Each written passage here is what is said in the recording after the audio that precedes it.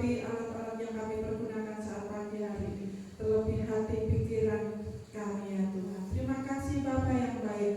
Kami mau mengawali ibadah kami saat pagi hari dengan penuh ucapan syukur, karena Kau sungguh indah di antaranya dalam kehidupan kami ya Tuhan. Kami undang Bapak Ibu Saudara untuk kami berdiri. Kita angkat satu pujian, Kau sungguh indah di antaranya.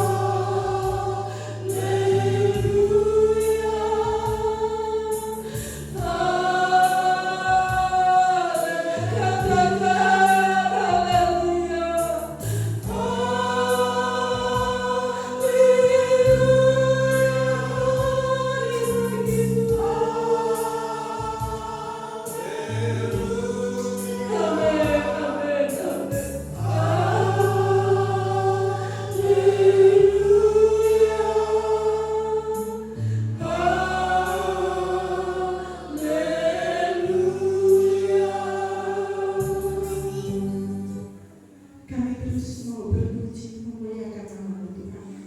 Terima kasih Tuhan. Kami mau bersorak-sorai di dalam nama Tuhan Yesus. Haleluya. Amin. Silakan duduk Bapak Ibu Saudara yang terkasih. Kita lanjutkan dengan pujian Siji Loro Telu. Ayo konco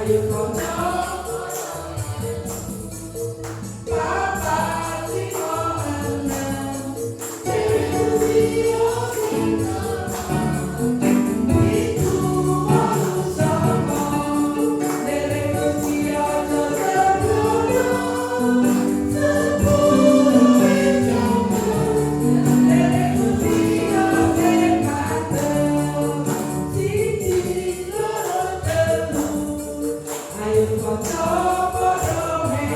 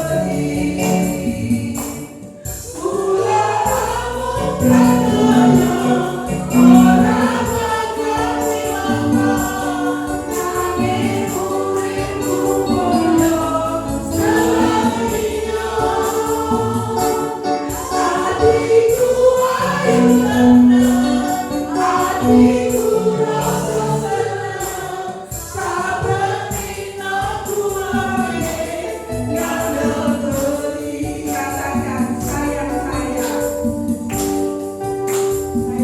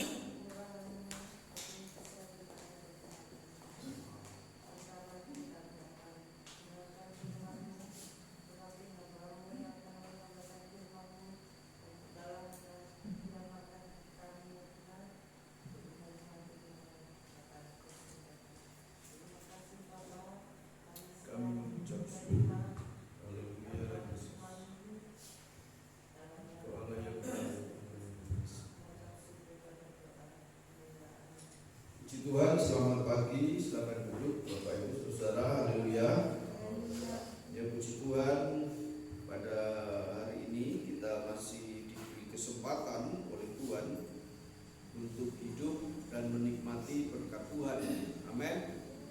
Ya, seperti pujian tadi, hidup adalah kesempatan, ya kesempatan yang bisa berulang dan kesempatan yang tidak bisa diulang. Ya, ada kesempatan yang bisa diulang, tapi ada kesempatan yang tidak bisa diulang.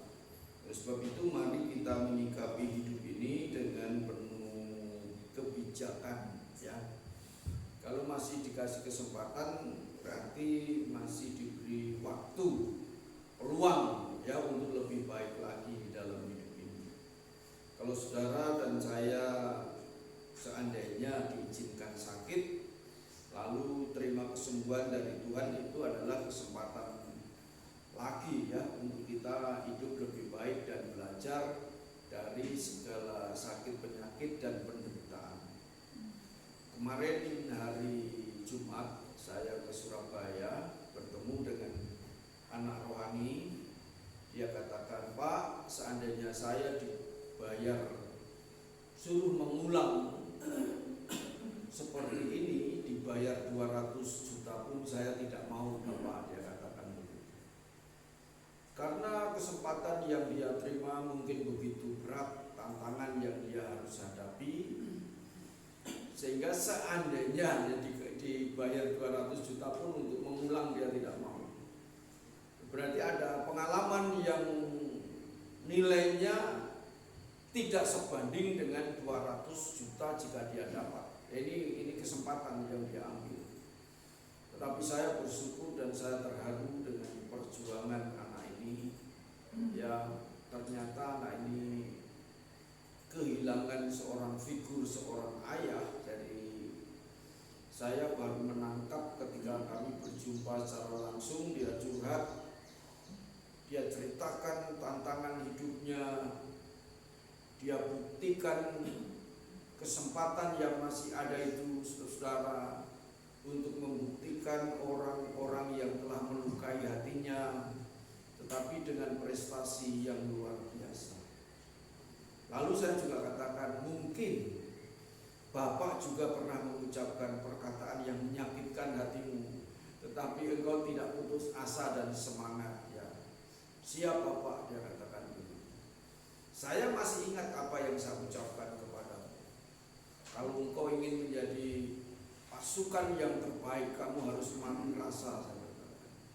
Tidak boleh cengeng. Kamu masih ingat? Siap Bapak, masih ingat, ya.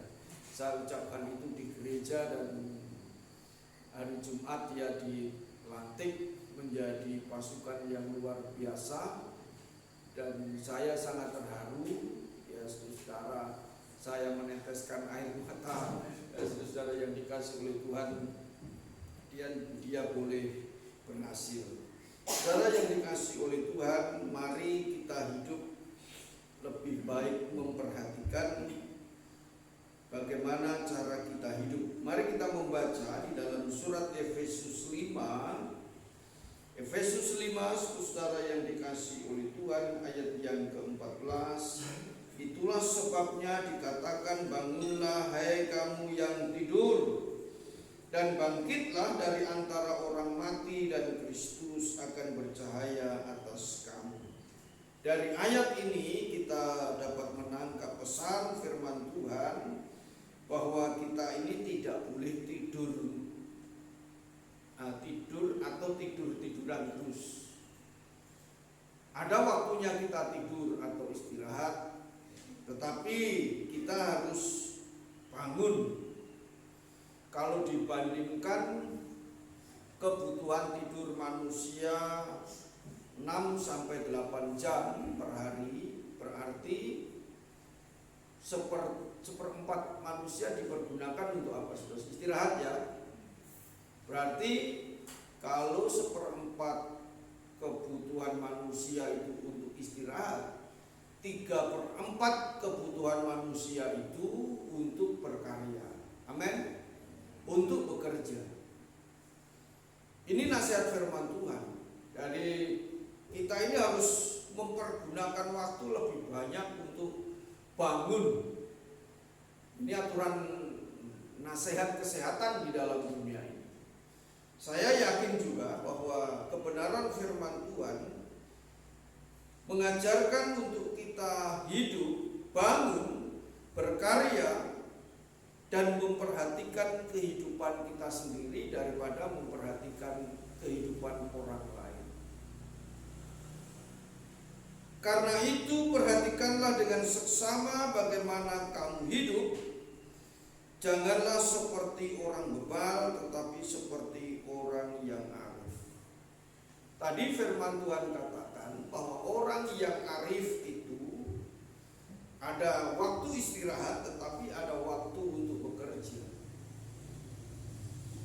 Kemarin Kamis saya mendapat tawaran, kesempatan, peluang untuk mendapatkan berkat, ya saudara. Tetapi karena saya mau pergi ke Surabaya dan Gresik, saya mau ambil kesempatan ini, tetapi terbentur dengan waktu. Saya katakan, wah tidak. Kalau memang Tuhan izinkan dan Tuhan berkati, pasti tetap jadi bagian saya. Ternyata benar, saudara. Saya sudah tidak memikirkan seandainya saya ambil kesempatan hari Kamis itu, saya kehilangan momen juga yang sudah saya rencanakan beberapa waktu yang lalu. Bahkan 1 bulan yang lalu saya sudah merencanakan hal ini.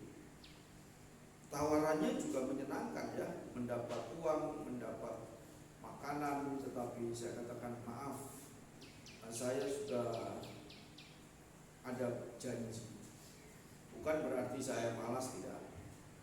Dan setelah pulang dari Surabaya ternyata masih dapat tawaran yang sama. Ya waktunya tepat ya saudara.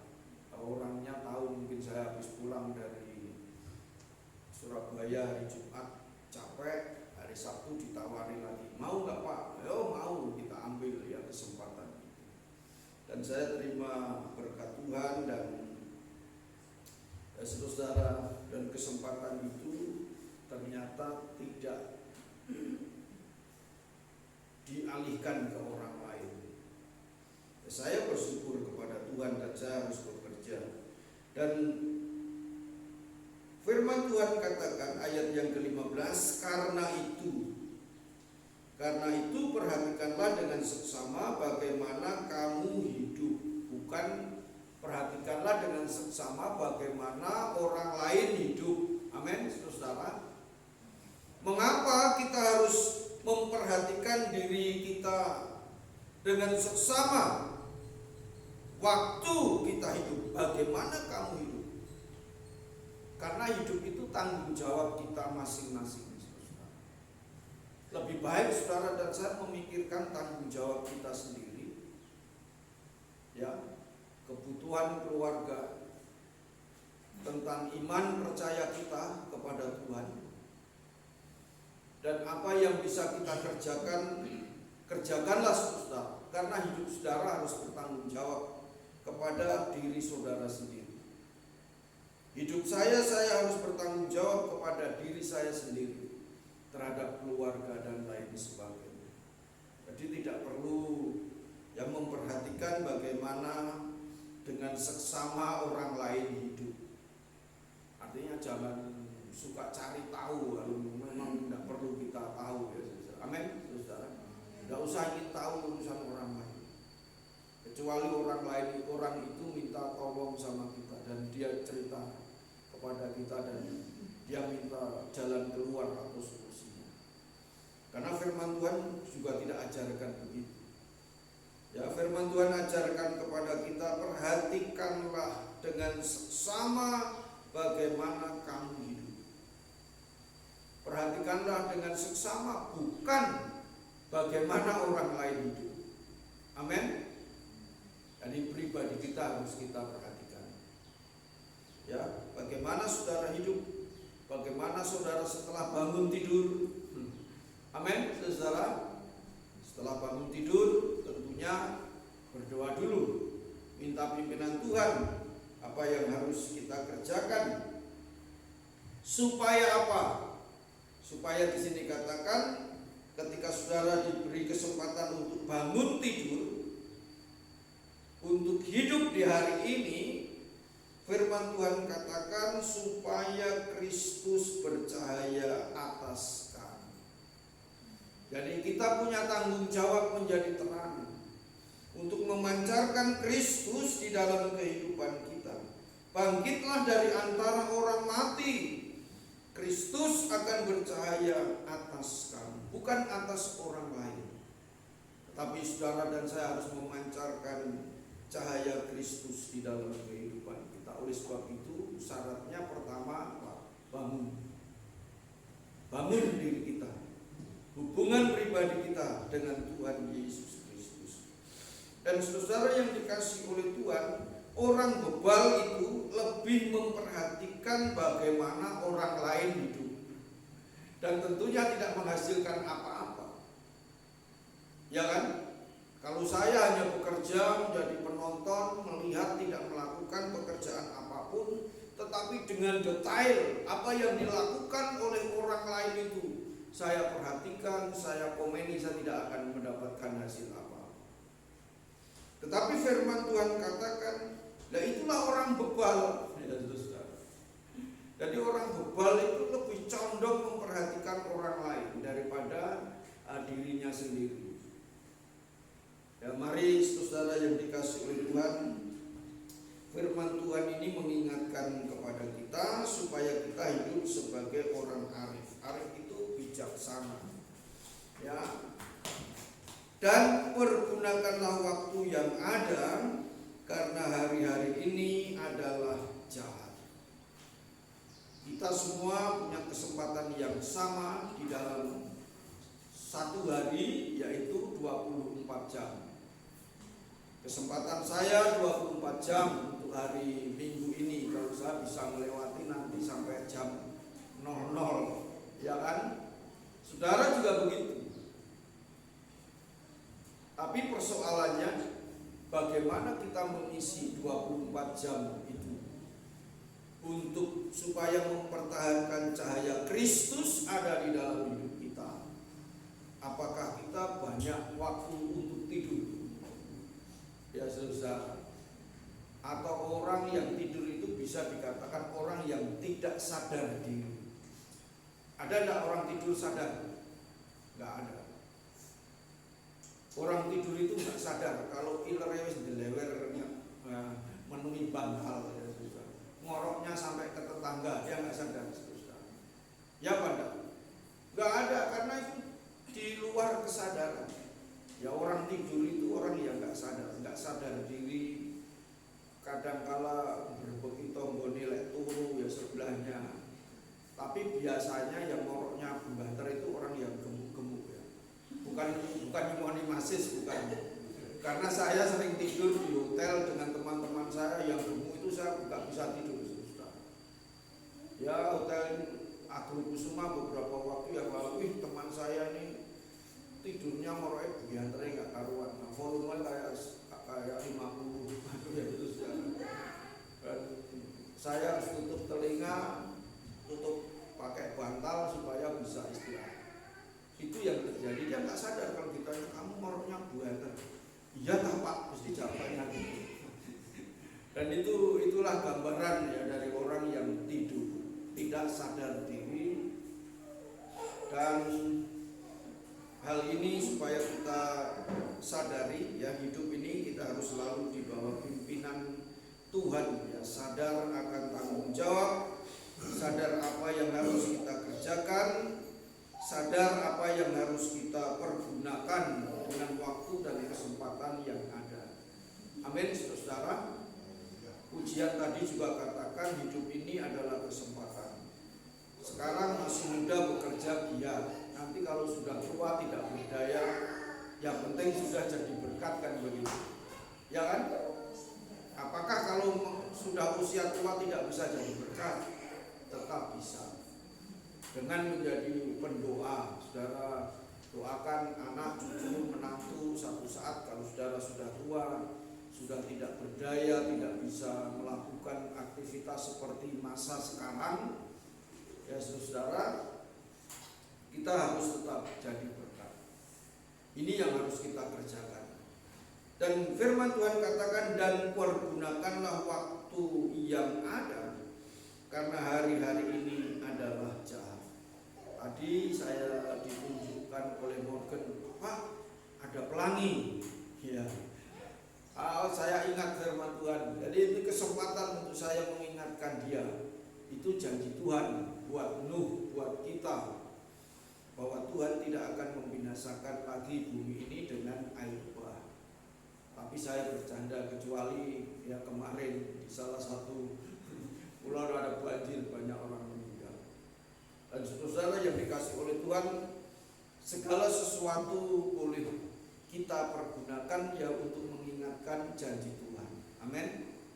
Lihat pelangi, kalau saya lihat pelangi, pikiran saya langsung terkonek dengan firman Tuhan. Itu janji Tuhan buat saya yang saya masih diingatkan. Amin, saudara.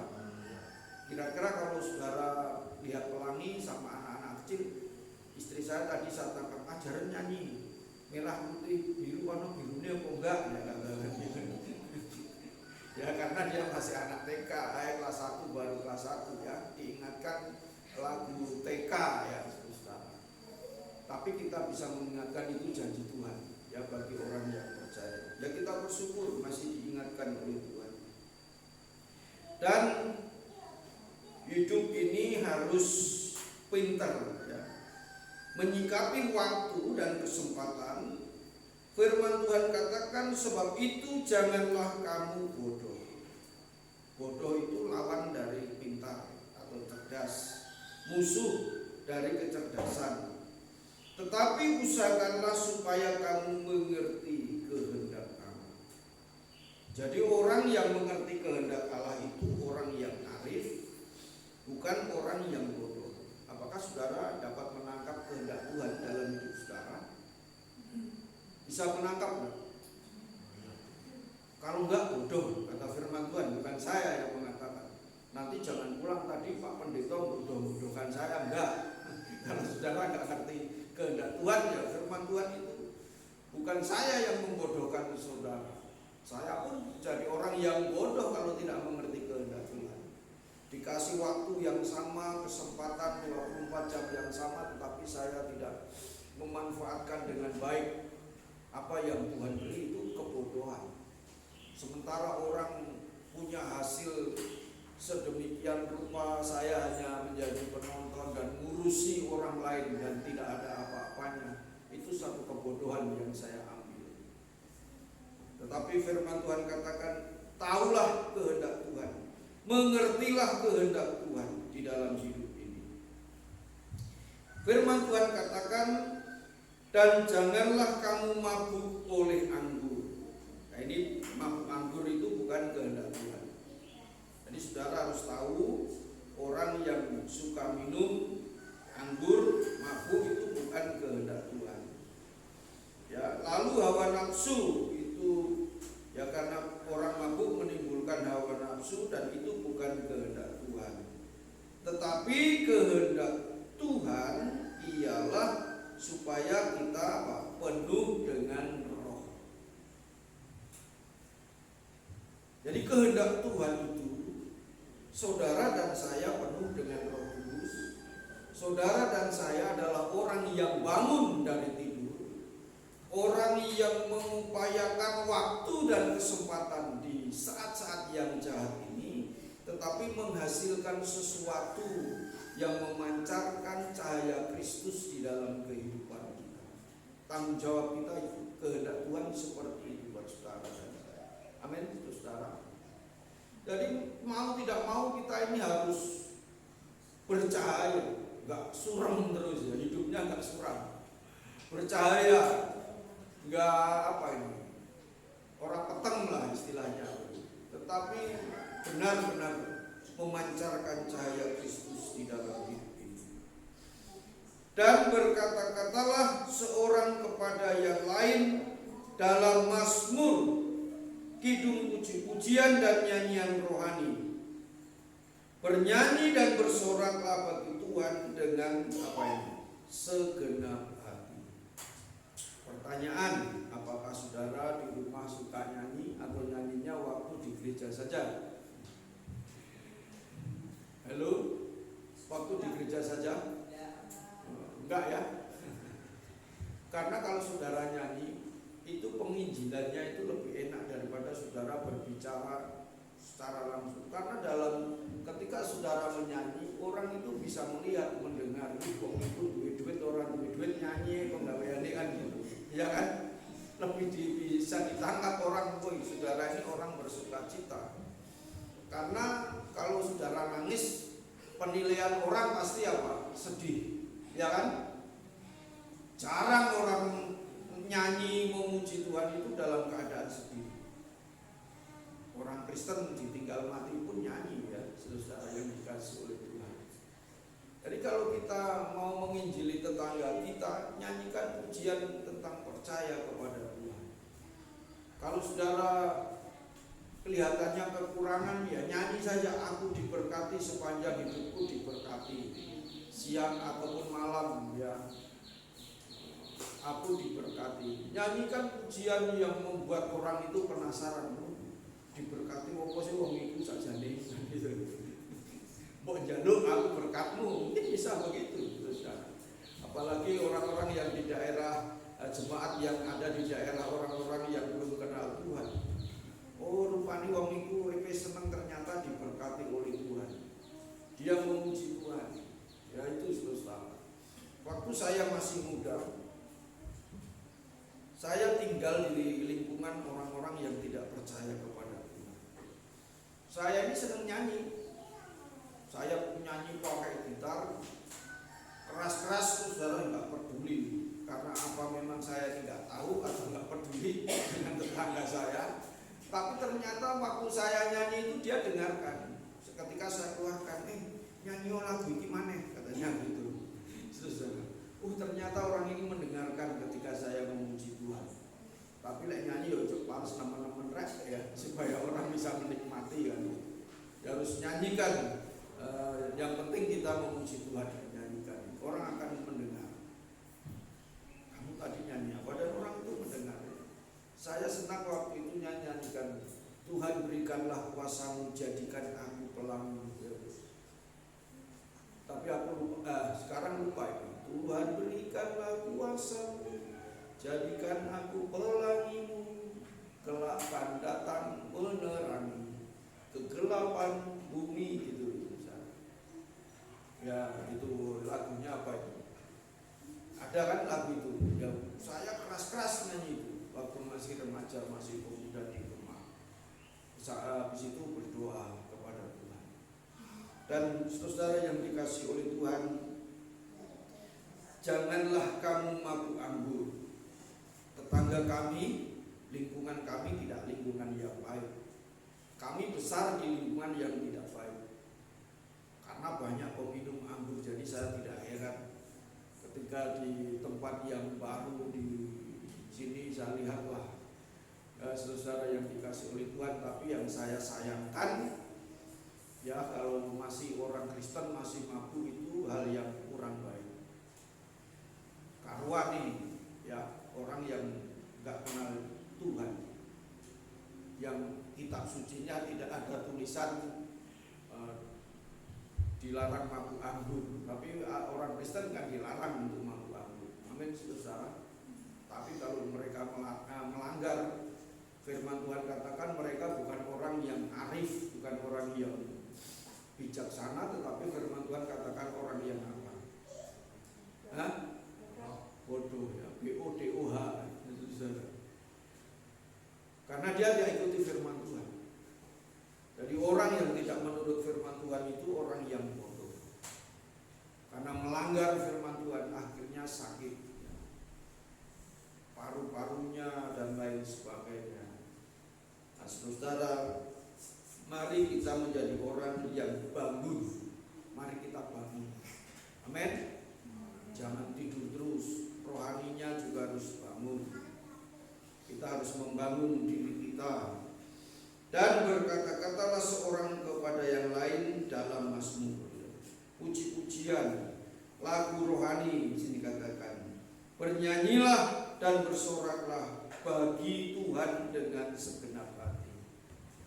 Tapi jangan nyanyi untuk nyindir orang, saudara. Saya pernah nyanyi untuk nyindir orang, saudara. Saudara pernah? Tak pernah. Karena saya ini tertekan waktu jadi pemerja. Saya pikir pendeta saya ini terlalu keras ngajar, saya nggak penuh kasih itu. Saya nyanyikan begini, apa kau melayani tanpa kasih? Apa kau kerja buat Tuhan tanpa kasih? Biar pendeta saya dengar keras-keras itu.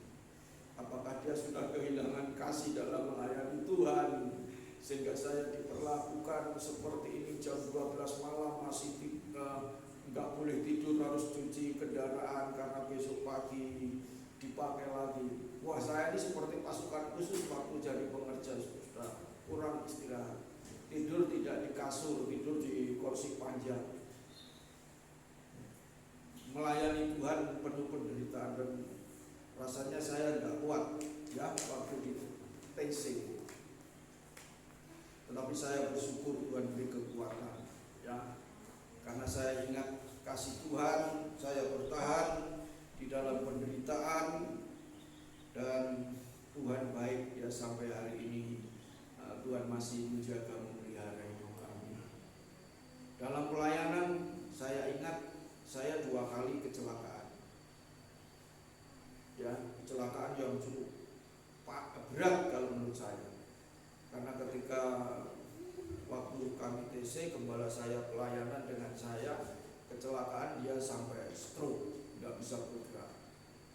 Saya suruh mendoakan tumpang tangan. Saya ini belum sekolah Alkitab, tumpang tangan pendeta yang sudah puluhan tahun, jemaat banyak, saya nggak berani. Saya tahu otoritas, enggak om, saya tidak berani om, karena saya merasa ini kuasa, saya belum sampai di situ. Tapi orang heran, loh kamu kok nggak apa-apa? Ya, tidak tahu kalau Tuhan nggak pelihara saya, ya mungkin kami sudah nggak ngerti ya nasib saya. Yang nabrak aja kacanya pecah ya di daerah Besuki waktu itu. Dan yang kedua waktu saya masih pacaran sama istri saya, ya saya pulang dari Semarang mau ke Malang, mau apel, pulang kecelakaan. Kalau saya mati di jalan itu Bu Evi bukan jadi istri saya. Kecelakaannya di daerah Salatiga, di Ngelegok. Itu ada Ngelegok ya Mbak Ning? Apa Ngelegok atau Ledok ya? Ya di situ di depan SD Ledok itu kecelakaan. Ada yang sakit jantung, dia meder gitu. Baju saya kasihkan karena dia luka, nih ganti baju Pak. Dan kondekturnya mau laku. Pak, ojo ngayu, aku ranti duit nih. Ongkosku mek situ tok iki. Balekno duitnya saya katakan. Ya saudara, dan akhirnya ya kami bisa sampai ke Malang. Itulah tantangan dalam pelayanan yang saya alami, saudara. Tetapi kami bersyukur kalau sampai hari ini berarti Tuhan masih beri kesempatan. Amin. Masih diberi kesempatan dalam hidup ini. Dan Bapak Ibu Saudara, jangan lupa mengucap syukur. Ya, ucapkanlah syukur senantiasa atas segala sesuatu dalam nama Tuhan kita Yesus Kristus kepada Allah dan Bapa kita. Jadi ini firman Tuhan mengingatkan kita jangan lupa mengucap syukur. Amin. Apapun situasi dan keadaan yang kita hadapi, mari kita mengucap syukur kepada Tuhan. Saudara punya uang, mengucap syukur. Nggak punya uang, masih bisa mengucap syukur nggak? Kalau nggak bisa berarti peserta urip. Ya kan? Kalau orang hidup itu harusnya masih bisa mengucap syukur. Kalau tidak ya mungkin turu kan gitu. Ya Pak. Wong turu ora iso mengucap syukur. Lek wong turunan iso sambil menyanyi mengucap syukur sambil tiduran bisa. Tapi kalau memang wis keturun atau tidur tidak bisa dia mengucap syukur. Saudara yang dikasih oleh Tuhan, saya ini ada tanggungan, tapi saya harus jalani aja sama istri saya. Jalani saja hidup ini, mengucap syukur sama Tuhan. Tagihan BPJS 3 bulan belum bayar, udah jalani aja. Nanti kalau ada uang itu enggak, kalau kita telat juga tidak dihukum, kan begitu. Cuman ada dendanya. Sudah ikutin saja, jalani saja. Kita mengucap syukur. Yang satu lagi belum dapat tagihan lagi, apakah masih punya bapak atau sudah dijual? Saya jawab terima kasih. Yang paling menyedihkan di BPJS saya jawab, ini ekonomi sulit, kami masih tunggu rezeki, doakan Pak supaya saya diberkati. Ya maaf ya, bukan minta jemaat untuk melunasi BPJS saya, karena saudara juga punya beban yang sama kan, masa-masa yang sulit. Tapi saya mau ceritakan, inilah hidup saya, mau tetap mengucap syukur kepada Tuhan. Masih dikasih hidup kok, ya kan? BPJS bisa dibayar dengan tanggungannya satu saat. Ini juga pernah jadi pengalamannya Mbak Ning juga ya, terlambat beberapa hari. Tapi apakah itu menghambat kita untuk cari Tuhan? Kan enggak kan? Sudah enggak apa-apa, itu tanggungan kita. Tetangga tahu juga dia enggak akan bayar. Makanya kita harus bertanggung jawab atas diri kita sendiri. Kemarin ada yang nasihat itu, percuma ikut BPJS itu. Nanti begini enggak, tapi saya punya cara berpikir, kita perlu ikut BPJS terus. Ya kan? Karena hidup itu tidak bisa kita prediksi, dan kita tetap jalani saja. Ya, masih sehat, ada kesempatan, kita bersyukur kepada Tuhan. Dan yang terakhir dikatakan, dan rendahkanlah dirimu seorang kepada yang lain di dalam takut akan Kristus. Fokusnya tetap Tuhan di dalam hidup ini. Kalau saudara merendahkan diri, pandanglah kepada Tuhan. Bukan karena pangkat orang itu lebih tinggi dari kita, enggak.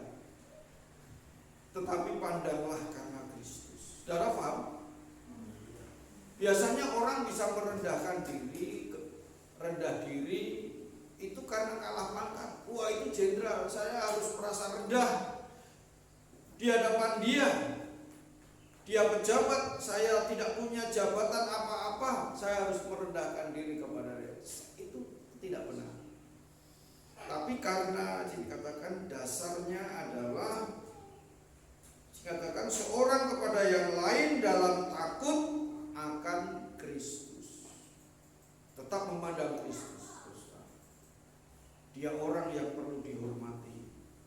Ya, karena dia berjuang, bekerja keras dan lain sebagainya. Dia memimpin hidup kita. Tapi saudara, kita harus hormati itu. Dan Bapak Ibu saudara yang dikasihi oleh Tuhan, mari dari firman Tuhan ini kita diingatkan, satu, harus bangun, berusahalah ya untuk bertanggung jawab atas hidup sendiri, menjadi orang yang bijak, jangan bebal, jangan bodoh. Dan kehidupan rohani kita harus sesuai dengan keinginan Tuhan, standar Tuhan. Apa itu? Penuh dengan Roh Kudus. Amin. Hendaklah kamu penuh dengan Roh. Itu keinginan Tuhan. Itu firman Tuhan yang harus kita kejar. Saudara yang dikasihi oleh Tuhan. Dan biarlah dalam berucap, ya, saudara yang dikasihi oleh Tuhan, ucapan yang memuliakan Tuhan dan ucapan yang mendatangkan rasa syukur kepada Tuhan atas segala sesuatu. Dikatakan sakit masih bisa mengucap syukur enggak? Saudara waktu sakit masih bisa mengucap syukur enggak kira-kira? Enggak bisa? Enggak bisa ya? Apa meneh masih nyambangi ya? Membawa kue regal, wih, terima kasih, puji Tuhan. Seandainya nggak ada yang nyambangi lorong itu, dia muring-muring tok ini. bojo lunga ado-ado jarene kerja orang kono. Tidak seperti itu, saudara. Ya saudara yang dikasih oleh Tuhan harus tetap dapat mengucap syukur. Oh, cik iso urip, enggak gitu, saudara. Amin. Punya harapan pasti sembuh dan lain sebagainya. Nah, Bapak Ibu saudara yang dikasih oleh Tuhan, mari kita terus setia kepada Tuhan Yesus Kristus, ya. Hidup sebagai anak-anak terang harus bangun. Amin. Jangan tidur terlalu lama. Tidur secukupnya saja. Ya, tidur secukupnya saja. Saya ini semakin bertambah usia malah kurang tidur rasanya. Standarnya tidur itu 6 sampai 8 jam, kadang cuma tidur 4 jam, 5 jam, ya, kadang enggak. Ya, tidur ayam di tempat tidur tapi nggak bisa tidur, kan repot. Kan repot ya saudara yang dikasih oleh Tuhan. Sementara pasangan hidupnya sudah tertidur di alam mimpi, kita mikir banyak hal, saudara, pergumulan dan persoalan. Itu yang kadang terjadi di dalam hidup ini. Saya yakin saudara juga mungkin pernah alami seperti itu, ya kan? Dengan bertambahnya usia, kata orang, semakin kurang tidur. Kalau semakin kurang tidur, harusnya semakin dekat sama Tuhan. Amin. Cari waktu untuk lebih dekat kepada Tuhan. Kiranya Tuhan Yesus menolong dalam hidup kita. Mari kita pertahankan cahaya Kristus, ya, penuh ucapan syukur di dalam nama Tuhan Yesus Kristus. Kiranya Tuhan memberkati, Tuhan menolong kita. Mari kita sama-sama berdoa. Hati kami mengucap syukur kepada-Mu. Kami sudah mendengar firman-Mu. Ajarkan kami untuk bangun Tuhan, memperhatikan dengan seksama diri kami masing-masing. Tuhan Yesus, kami harus bangun, mengucap syukur, memuliakan Tuhan. Dalam mulut kami keluar mazmur dan pujian, doa dan penyembahan kepada-Mu, ucapan syukur atas kesempatan yang masih Tuhan beri di dalam hidup kami. Jadikan kami berkat Tuhan, karena ada waktunya di saat kami tidak berdaya, kami sudah menjadi berkat dan tetap menjadi berkat Tuhan sampai langkah yang terakhir kehidupan kami. Penuhi kami dengan Roh-Mu ya Tuhan, karena Roh Kudus yang menjadikan kami bijaksana dan taat kepada Engkau. Inilah yang menjadi dasar kekuatan kami untuk tetap mengikut Yesus di dalam hidup kami. Beri kami kekuatan sampai langkah yang terakhir untuk tetap setia percaya kepada-Mu Tuhan. Berkati setiap usaha yang kami rencanakan dan telah kami kerjakan. Berkati seluruh sidang jemaat-Mu Tuhan. Segala pintu-pintu yang tertutup Engkau bukakan, supaya berkat-Mu tercurah Tuhan, nama-Mu yang ditinggikan diagungkan. Kami mau bangun Tuhan, kami mau berusaha untuk bertanggung jawab atas pribadi kami masing-masing. Tetapi kami mengandalkan Tuhan, bukan dengan kekuatan diri kami sendiri, karena kemampuan dan kesanggupan kami berasal daripada Engkau. Terima kasih Bapa di dalam surga. Kami mengucap syukur di dalam berkat nama Tuhan Yesus Kristus. Haleluya. Amin. Puji Tuhan, Tuhan Yesus memberkati firman Tuhan. Saya